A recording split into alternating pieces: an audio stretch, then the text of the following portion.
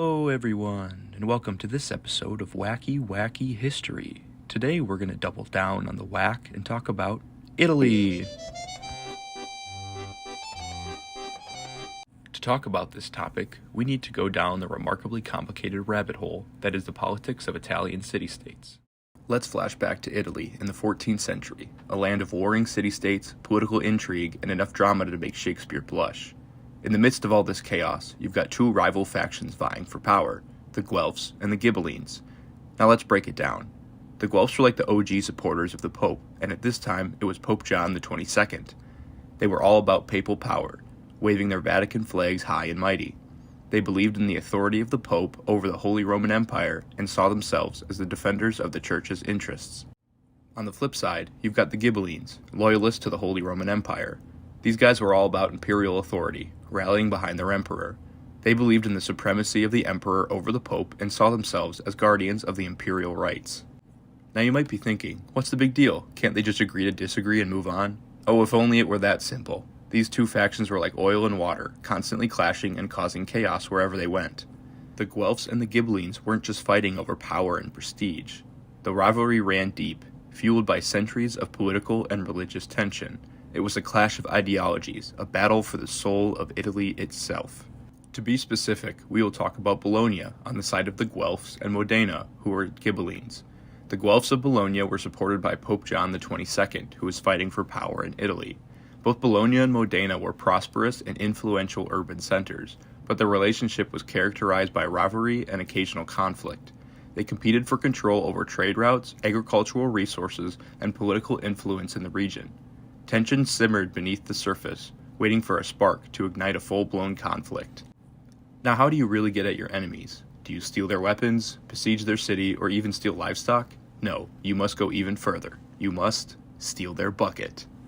The catalyst for the War of the Oaken Bucket occurred on the night of December 10, 1324, when a group of Modenese soldiers launched a raid on the city of Bologna.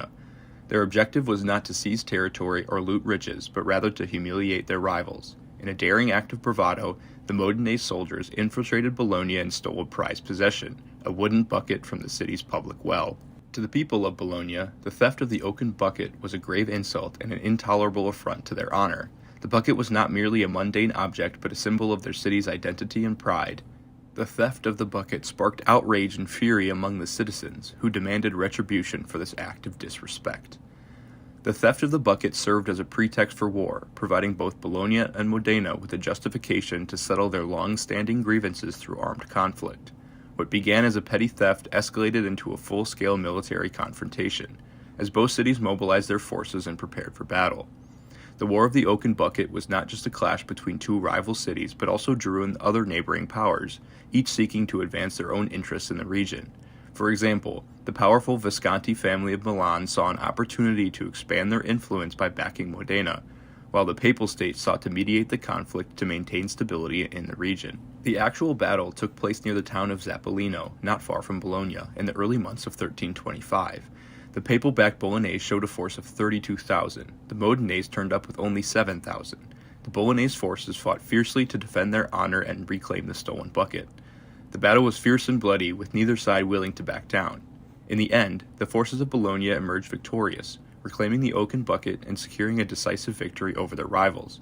The Modenese army was routed, and their ambitions of humiliating Bologna were thwarted.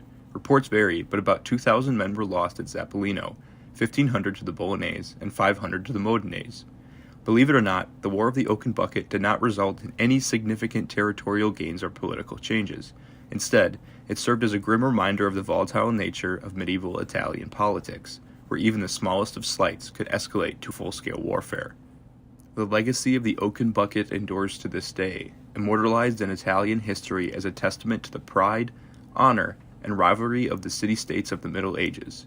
It serves as a cautionary tale about the consequences of letting petty disputes spiral out of control and the human cost of war, even over something as seemingly insignificant as a wooden bucket.